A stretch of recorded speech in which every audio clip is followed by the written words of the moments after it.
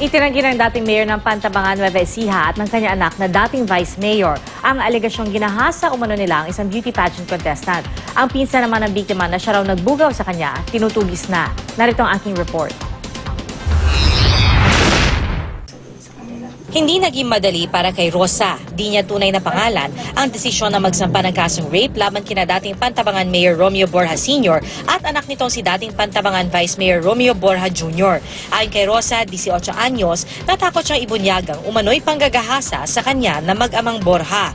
Natatakot po, kinakabahan. Siyempre, pinagbabantaan po nila kami.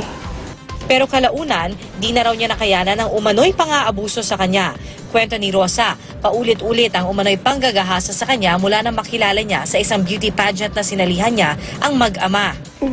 Mahirap po na naranasan ko sa kanila yung pong pananakit po nila, tsaka yung pagpilit po, sa pilitan pong paggawa ng hindi maganda labag po sa kagustuhan ko. Yung pagtutok po ng baril sa akin. Pananakal po. Noong nakaraang buwan na aresto si dating Mayor Romeo Borja Sr. sa Umingan, Pangasinan. At noong nakaraang linggo lang, ang anak niya si dating Vice Mayor Romeo Borja Jr. naman ang naaresto sa Maynila.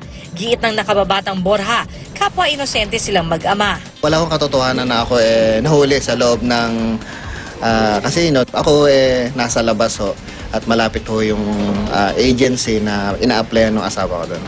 Aminado naman si Borja na nagtago siya noon, pero ito ay dahil di raw niya matanggap na makulong para sa kasalanan di niya umano ginawa. Yan naman atin ang haharapin at masasagot na natin sa korte yan.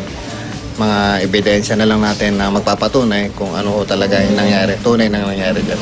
Bukod sa mag-amang Borja, kinasuhan din ng human trafficking ang pinsan ni Rosa na siya umunong nagbugaw sa dalaga. Nakatakda ang pagdinig sa kasong rape laban sa mag-amang Borja sa Angeles, Pampanga Regional Trial Court.